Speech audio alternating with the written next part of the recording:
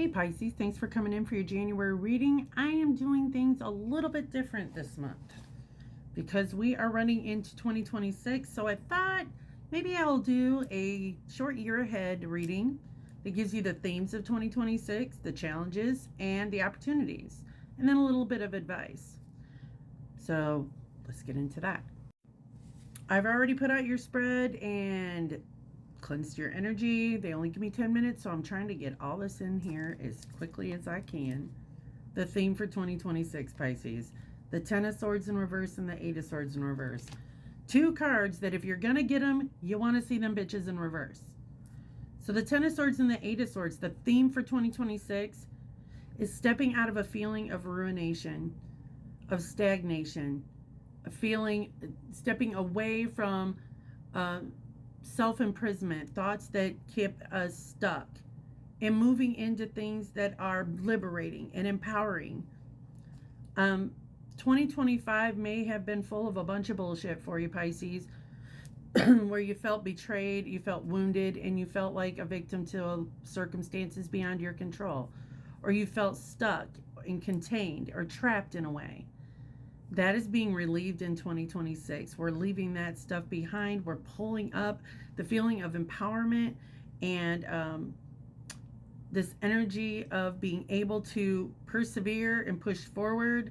It's like the worst is over, and I'm able to pick myself up, taking lessons that I learned from the past and being able to trudge forward with them victoriously. Like the worst is over. That's great. You survived 2025. 2026 is about learning from those lessons and rising up. All right, so the challenges. Ten of Cups in reverse and the Lovers. Oops, I don't think I can show that. Ooh. Ooh. So we're having to really take a look at our connections and our relationships. Have we been having some unrealistic expectations for those? Is the reality or the fantasy about this relationship not meeting the reality? Because I think we're being hit with some harsh realities this year about our relationships and the decisions we made in relationships. And I mean, no judgment. It's just that is something we're taking a hard look at. We're redefining what happiness looks like for us. We're looking at areas of our relationships and saying, am I being realistic? Am I capable of giving this person what it is that they want? What is it they want? Have we had a discussion about what our expectations are?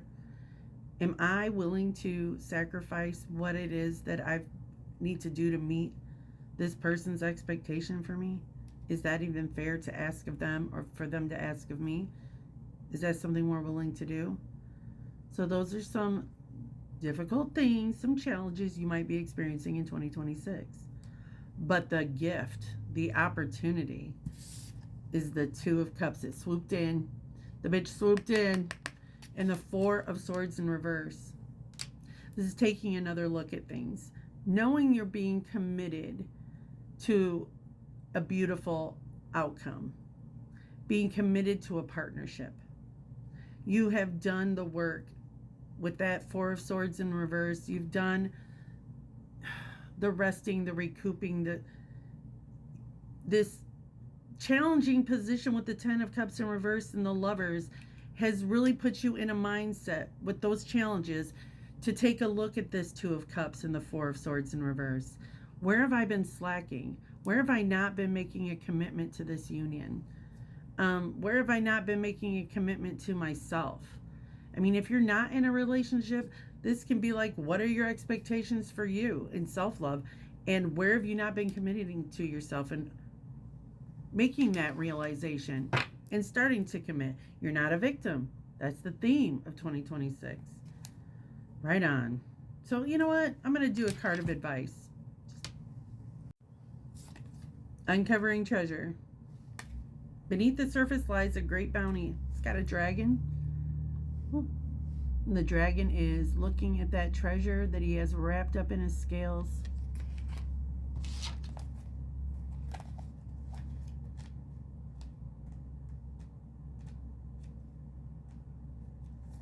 Look beneath the surface in your life and you'll find treasure. Bounty is waiting for you in many forms. The secret is knowing that you deserve it and are worthy of it.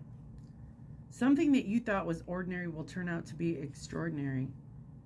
Take a second to look at the people and situations in your life. Sometimes receiving treasure is simply a matter of seeing life in a new way. The treasure was always there, you just didn't see it. On the journey, the traveler confronts dragons and overcomes obstacles, and in the process discovers the depth of the treasure in their soul. Wow. Often treasure is found in the most unexpected of places, and sometimes after it seems that you faced an inner dragon, you'll find the hidden treasure. Success begets success, so as you begin to seek and find the bounty in your life, more and more rewards will follow. This card heralds a bountiful, prosperous, abundant time in your life. Yes, I see with this like opportunity and gifts, like you're given this restful period of time to like separate yourself for a second so that you can take another fresh look at a situation with new eyes so that you can recommit to it. Let's see what we're leaving behind in 2025. What are we leaving behind in 2025, please? For Pisces, what are we leaving behind in 2025?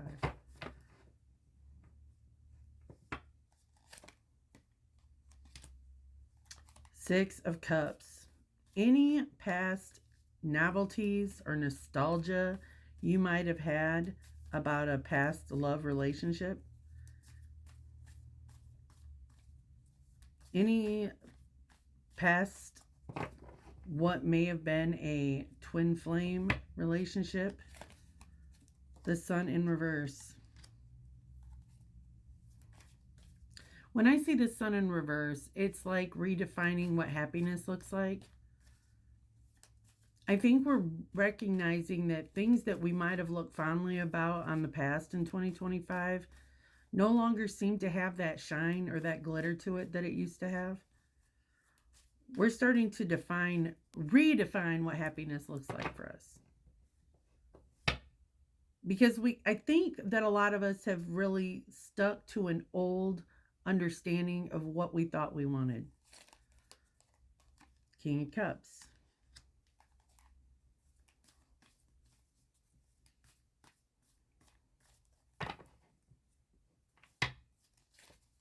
And the Knight of Pentacles. What I'm sensing from this, and it's not the typical definition of the King of Cups, but when I see it with the Knight of Pentacles and the Sun, when I combine these cards, it's like holding back your emotion and trying to appear emotionally mature. Like 2025 could have had you coveting your feelings, not really wanting to express them for fear of what that was going to make you look like or how it was going to be conveyed to somebody, like that vulnerability. And the Knight of Pentacles is like slow moving explanations of feelings. We're getting rid of old ideas about love. We're getting rid of old ideas about what it's supposed to look like and how our happiness is, supposed to be in somebody else's pocket or it's somebody else's responsibility to make us happy. We're getting rid of that shit.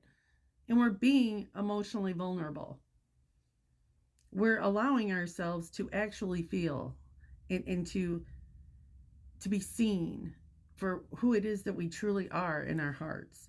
We're not taking time and drawing things out. That's what I have for you for 2026, Pisces. I hope it helped. And if you'd like a yearly reading, I do one month by month on my website. If you're interested, let me know. Thanks.